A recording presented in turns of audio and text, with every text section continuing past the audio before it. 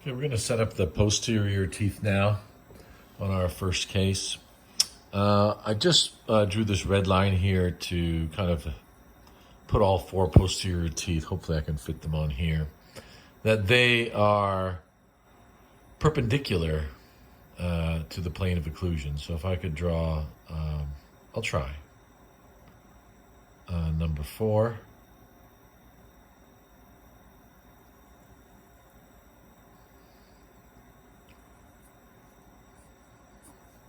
And number 5.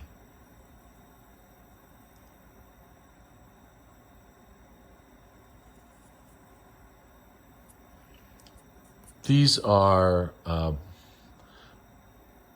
and lingual cusps on the horizontal plane of occlusion.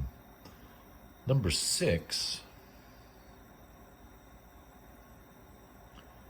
is going to have the buccal cusp tip touching the occlusion, and the distal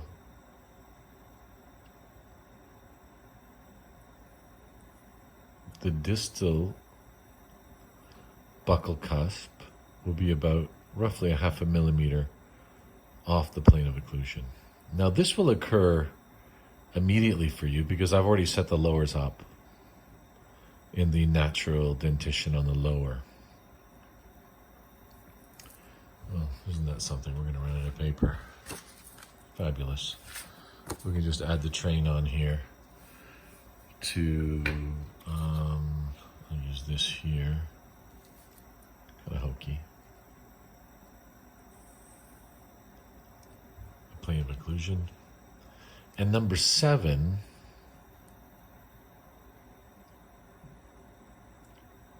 mesiobuccal cusp will be off 1 millimeter.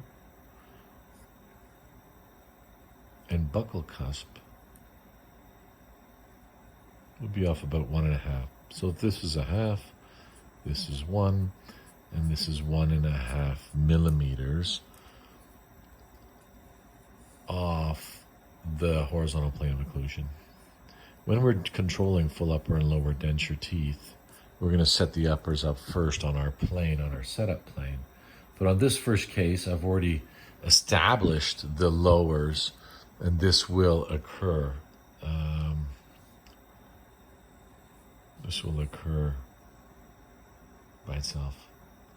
So again, perpendicular to the plane of occlusion, perpendicular to the plane of occlusion, perpendicular to the plane of occlusion, perpendicular to the plane of occlusion, except 0.5 millimeter off, perpendicular, and 1 millimeter to 1.5 millimeters. Now this is based on the 20-degree setup principles. So I guess Dentsply is the first one to propagate this from Dr. Giese, which we'll talk about, and more in depth. Second year. Unfortunately, I'm going to glue those together. And that's from the buccal view. And naturally, from the occlusal view, if I was to draw number 7,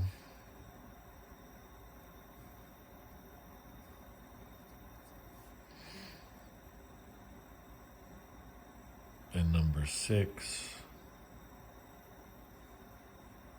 these are really geometric shapes of denture teeth. Number 5, got a little bit sloppy on number 5, and number 4. I was worried I was going to run out of paper again. And then I guess we can try to draw some anatomy in here, kind of basic.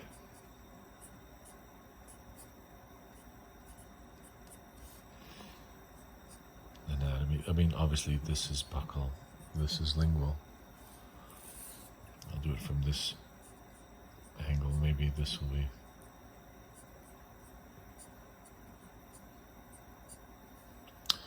So there we have our posterior teeth. Maybe not quite symmetrical. I'll make this one a little bit bigger. It will come out here. And these are our posterior teeth. And what I drew these for, and this will happen and occur really by itself because I've set up the lowers, that these three cusps, 4, 5, and mesial of 6 will be on one plane, and these three cusps will be on another plane, if you can see this. That means these three, distal buccal of 6, mesial and distal buccal of 7, will be on this plane, and these three cusps will be on this plane if we were to draw a straight line. All lingual cusps will be on a straight line. And this is just a rule of thumb to give you that the teeth are geometric and they've been designed in such a way to function with each other. So back to my setup here, I've got to heat up the wax. Remember, I have the same amount of overjet and overbite. And just to kind of illustrate overjet and overbite, we've got the vertical overlap of 1 to 2 millimeters, meaning vertical overlap of the lower by 2, and the space horizontal overlap between the lingual of 1 and the facial of 1 lower, or all 6 anteriors, would be another 1 to 2 millimeters. So, overbite, overjet. And what I'll do is, to facilitate time of the video, maybe I'll do both sides. I'm not sure. I'll do half. You get my alcohol torch. Don't burn the teeth with the alcohol torch. This is just meant to soften the wax.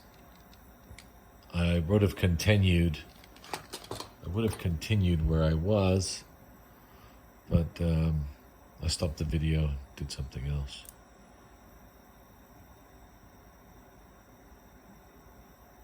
Soften the wax. And remember, these illustrations I've given you should occur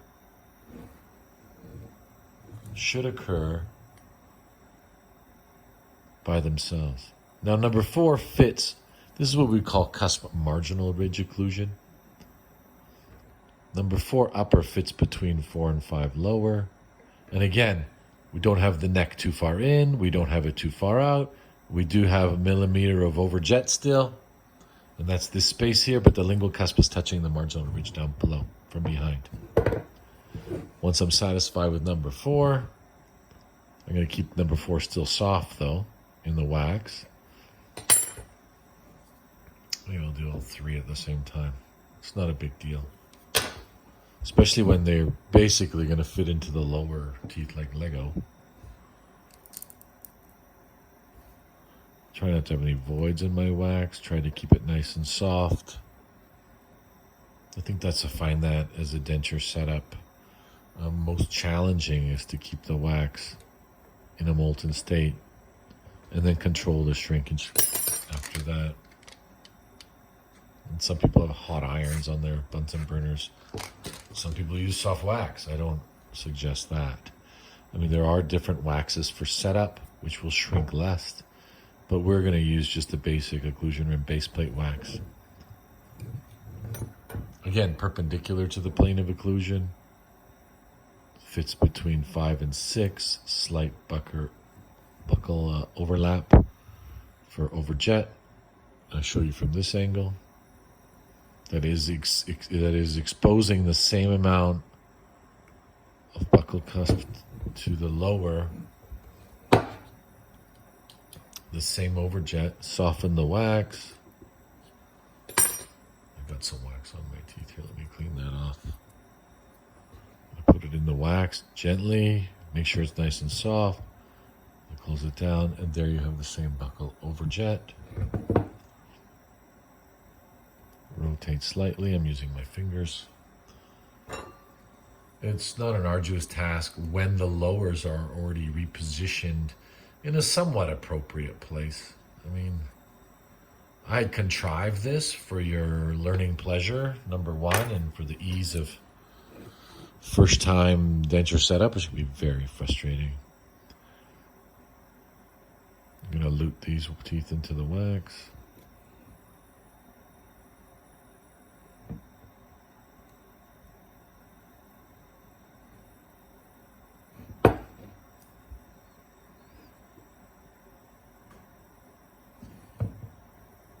Straight up and down in centered relation. Same amount of buccal overjet of the posteriors, meaning the same amount of overhang horizontally. Once I'm satisfied with this, I'll loop the teeth in the wax. Try not to get wax on the occlusion. It's going to affect everything. Try not to get wax all over the model. That just creates more work. The whole idea is to expedite the whole procedure. Control where you're putting the wax. The more wax you put on, the more shrinkage you'll have. So I'm trying to control that shrinkage of wax by just having the molten section of where I'm putting the teeth in. So there we have it. Let's discuss what I talked about earlier in this diagram here, where I have all four lingual cusps on the same plane. I have these 4, 5, mesial of 6 on the same plane, and I have distal 6 buccal, mesial buccal, and distal of 7 on that plane. Conversely, if I use a setup plane, we talked about 20-degree setup. If I can kind of entertain you from the side angle here, that we have 4, 5, mesial of 6, 0.5 millimeter, distal of 6, 1, and mesial of,